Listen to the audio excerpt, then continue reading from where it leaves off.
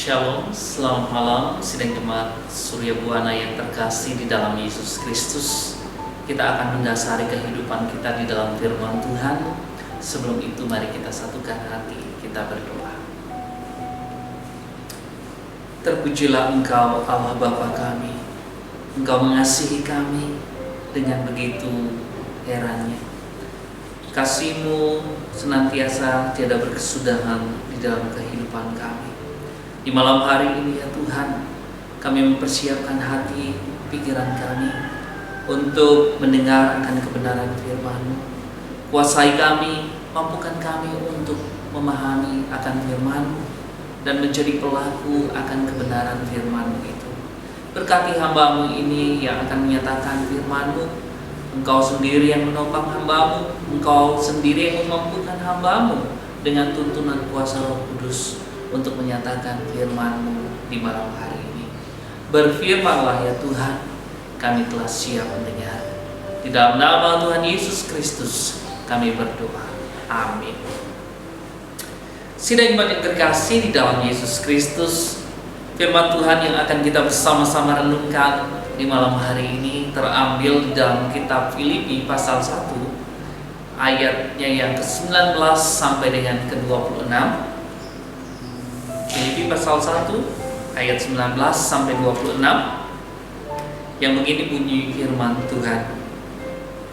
Karena aku tahu bahwa kesudahan semuanya ini ialah keselamatanku oleh doa-Mu dan pertolongan Roh Yesus Kristus.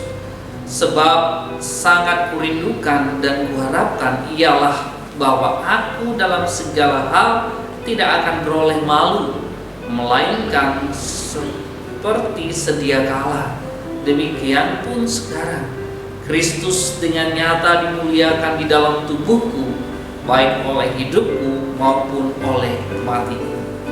Karena bagiku hidup adalah Kristus dan mati adalah keuntungan.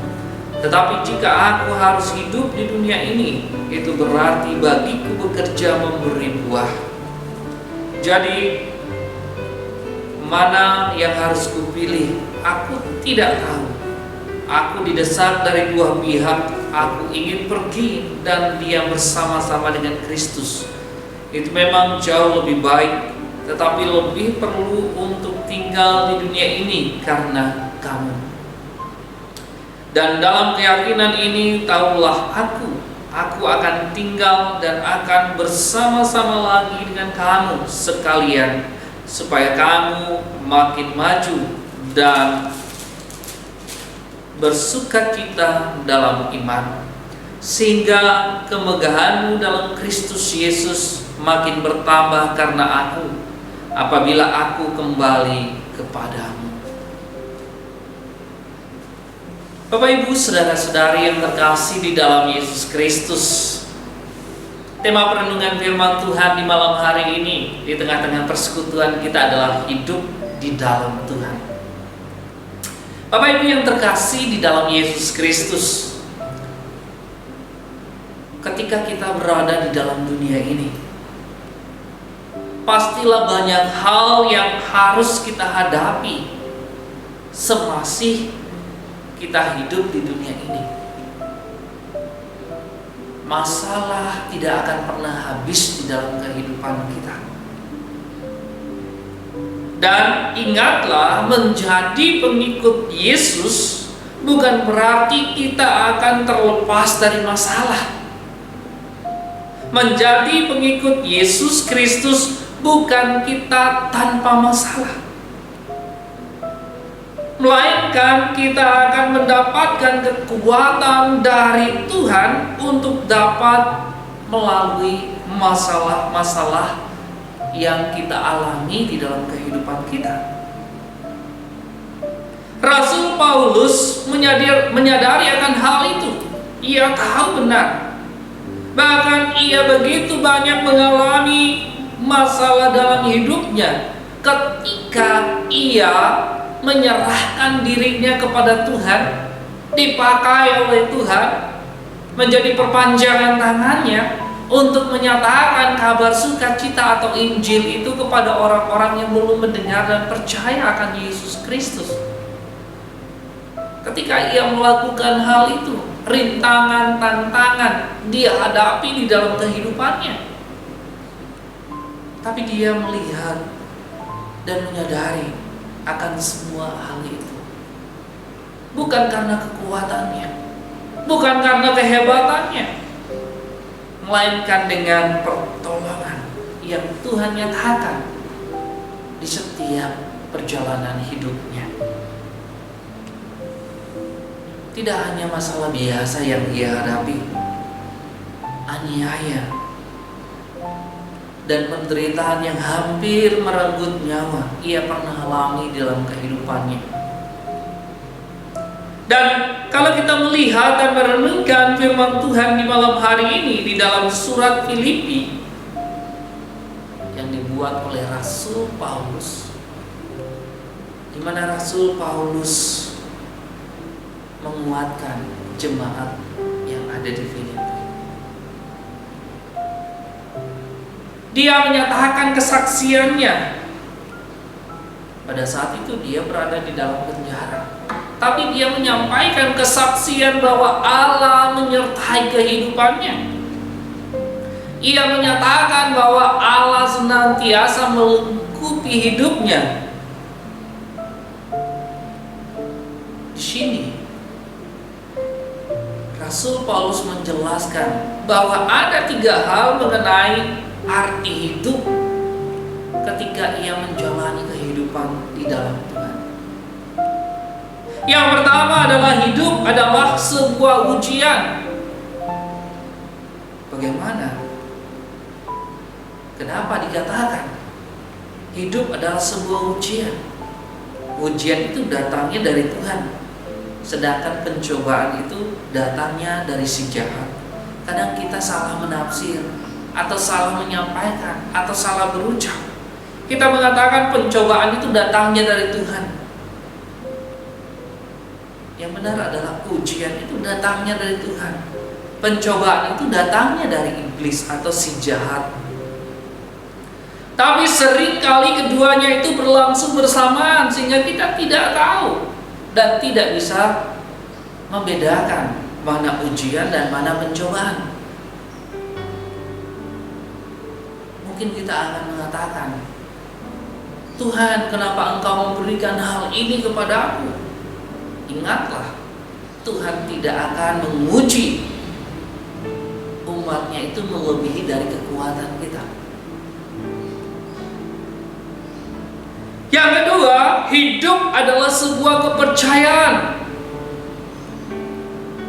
yang kita percaya dalam kehidupan kita. Contohnya kesehatan, kekuatan, relasi dengan sesama merupakan kepercayaan yang Tuhan berikan kepada kita.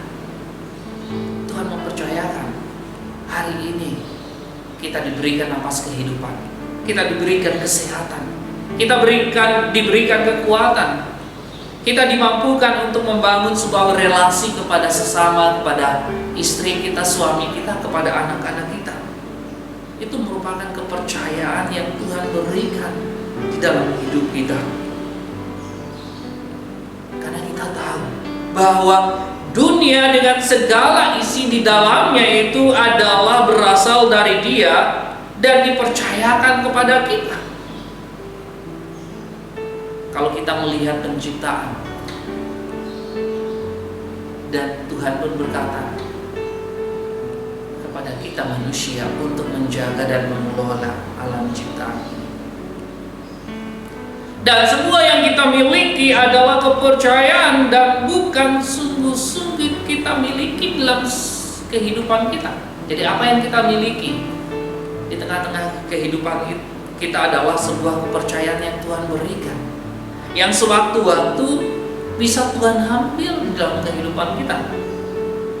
Bukan sungguh-sungguh kita miliki di tengah-tengah hidup kita. Bukan harta yang abadi, bukan kekayaan yang abadi. Yang ketiga, Bapak Ibu Saudara-saudari, hidup adalah sebuah tugas yang bersifat sementara. Kita berada di dalam dunia ini, sifatnya sementara. Rasul Paulus pun sadar kalau hidup di dunia ini sifatnya sementara. Sehingga bila dia masih hidup, itu untuk mengabarkan Injil, untuk membawa mereka mengenal kekekalan yang telah dirasakan dan dialami dalam kehidupan Rasul Paulus pada saat itu. Dan biarlah kita boleh pakai hidup ini untuk hal-hal yang memperkenankan Tuhan. Jadi berguna untuk sesama dan memuliakan nama Tuhan di dalam kehidupan kita. Karena kita tahu bahwa hidup adalah suatu tugas yang bersifat sementara. Sementara ketika kita berada dalam dunia ini.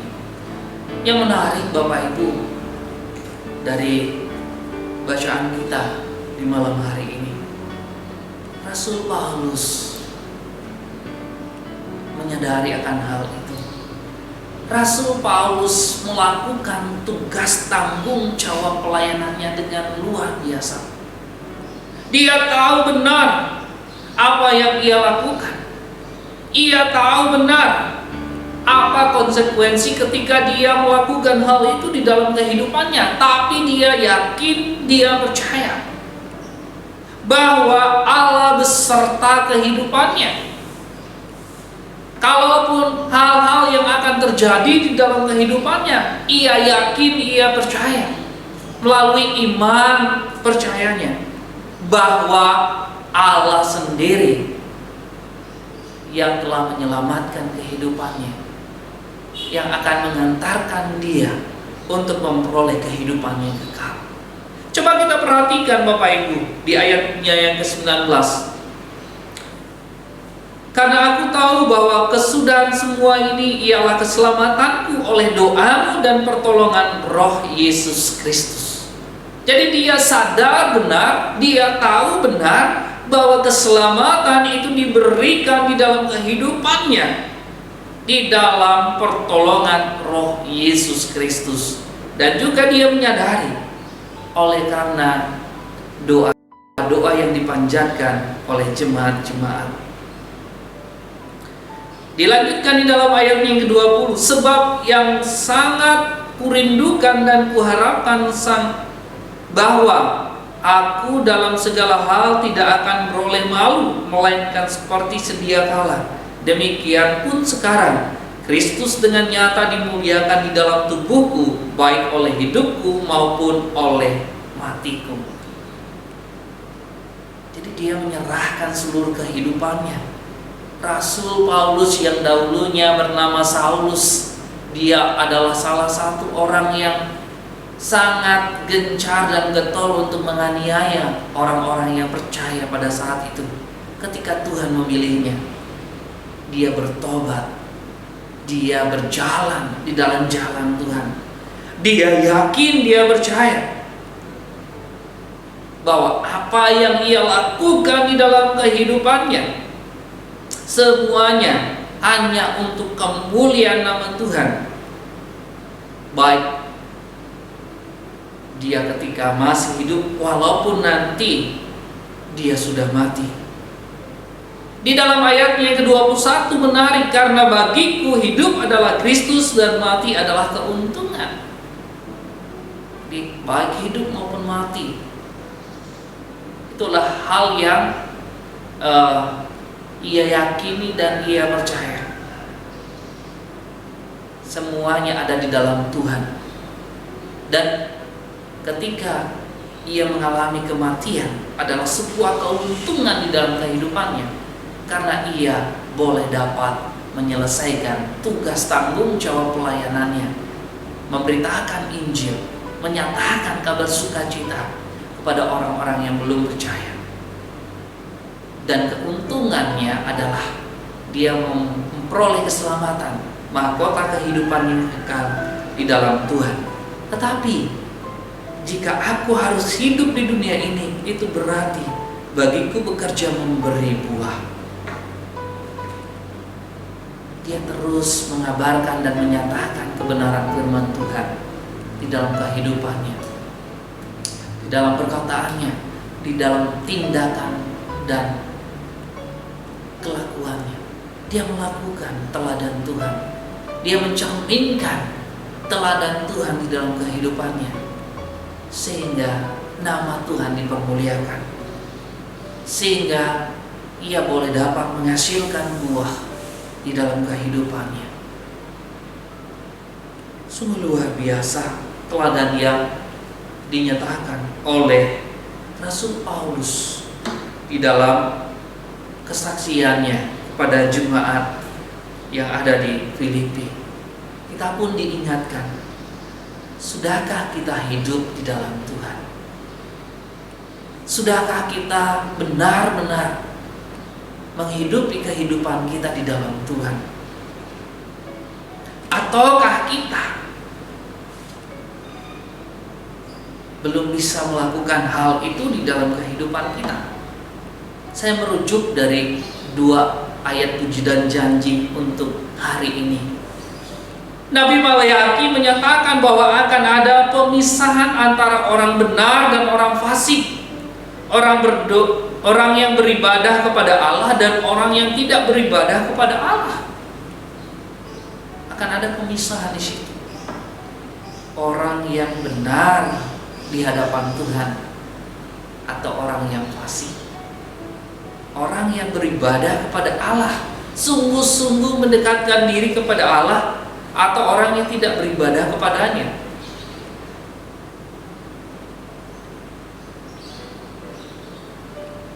Dan Rasul Paulus pun mengatakan di situ, janganlah kita jemu-jemu berbuat baik, karena apabila sudah datang waktunya, kita akan menuai jika kita tidak menjadi lemah. Jadi 2 bacaan ini menguatkan firman Tuhan di malam hari ini.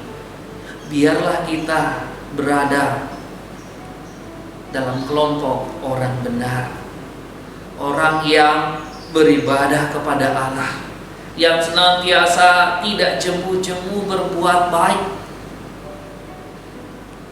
sehingga ketika datang waktunya kita akan menuai hasilnya, ketika kita tidak menjadi lemah. Kita mau menghidupi hidup kita di dalam Tuhan. Kita mau meneladani teladan Tuhan di tengah-tengah hidup kita. Kita menjadi orang yang percaya, bukan hanya sekedar percaya, atau sebutan sekarang Kristen KTP, tapi benar-benar kita mengimani iman percaya kita di dalam kehidupan kita dan menghidupi itu di dalam teladan, tindakan dan perkataan kita. Kita menjadikan itu sebagai gaya hidup kita, menyatakan kebenaran firman Tuhan melalui tindakan, tingkah laku dan perkataan kita. Kita mau hidup di dalam Tuhan. Kita senantiasa mengarahkan kehidupan kita di dalam Tuhan, karena kita tahu, Rasul Paulus pun tahu, bahwa dunia dan segala isi di dalamnya adalah berasal dari Dia dan dipercayakan kepada kita. Kita semua yang berada di dalam dunia ini adalah ciptaan Tuhan. Tuhan yang mengontrol, Tuhan yang mengetahui, Tuhan yang memberikan apa yang menjadi kebutuhan hidup kita. Tuhan juga yang memampukan kita untuk menapaki kehidupan ini di dalam problematika kehidupan kita. Tuhan juga yang memampukan kita menjalani kehidupan kita dengan baik. Bukan berarti kita terlepas dari masalah, tapi kita dimampukan untuk dapat mengatasi setiap masalah-masalah itu dengan kekuatan yang Tuhan berikan di dalam kehidupan kita. Sudahkah kita hidup di dalamnya? Saya yakin, saya percaya kita semua mau hidup di dalamnya, menghidupi kehidupan kita di dalam Tuhan. menjadi pelaku-pelaku firman Tuhan. Menjadi tugas tanggung jawab kita untuk menyatakan firman Tuhan seperti apa yang dilakukan oleh Rasul Paulus. Yakinlah dan percayalah, Tuhan menyertai kita. Tuhan akan memampukan kita untuk menjalani kehidupan kita di dalam takut akan Dia, taat dan setia di dalam iman kita, dan mahkota keselamatan Tuhan berikan dan nyatakan di dalam kehidupan kita. Itulah firman Tuhan bagi kita sekalian, berbahagialah untuk kita. Amin. Mari kita bersama-sama akan menaikkan doa syafaat kita. Mari kita satukan hati, kita berdoa. Ya Tuhan, terima kasih firman-Mu mengajarkan dan menguatkan kembali kami sebagai orang yang percaya kepada-Mu. Rasul Paulus memberikan nasihat kepada jemaat di Filipi. Demikian juga melalui firman-Mu ini, Engkau juga menasihatkan kepada kami sebagai orang-orang yang percaya kepada-Mu, ya Tuhan. Engkau menguatkan kami untuk kami senantiasa bisa hidup di dalam-Mu, ya Tuhan. Untuk senantiasa menghidupi kehidupan kami di dalam Engkau. Kami yakin, kami percaya Engkau akan menguatkan kami. Engkau akan memampukan kami menjalani kehidupan ini dengan kekuatan dan pertolongan-Mu. Kami boleh menjadi perpanjangan tangan-Mu untuk menyatakan kabar sukacita atau Injil. Kami boleh menjadi pelaku-pelaku firman-Mu dan menjadi cerminan bagi orang-orang di sekitar kami. Di malam hari ini kami berdoa buat jemaat-Mu Surya Buana yang Engkau kasihi. Engkau sertai kami semua. Engkau tuntun kami, Engkau lingkupi kami dengan kuasa dan tuntunan-Mu, sehingga kami boleh dapat menikmati, merasakan, dan menjalani kehidupan kami ini di dalam tuntunan dan pertolongan. Engkau juga mencukupkan segala kebutuhan hidup kami, ya Tuhan. Berkati anak-anak kami di dalam tumbuh kembang, dalam pendidikan, di dalam pekerjaannya. Kami yakin kepakan tangan sayap-Mu melindungi, menuntun mereka, sehingga mereka boleh menjadi lilin-lilin dimanapun anak-anak kami berada. Kami berdoa buat saudara-saudari kami yang mengalami kelemahan tubuh, yang menderita sakit penyakit. Kiranya Engkau turun dalam kehidupan mereka. Engkau nyatakan kuasa-Mu, Engkau jamah sakit penyakit yang mereka alami. Engkau beri mereka pemulihan, beri mereka kesembuhan yang sempurna. Kami yakin tak ada satupun yang tersembunyi di hadapan-Mu.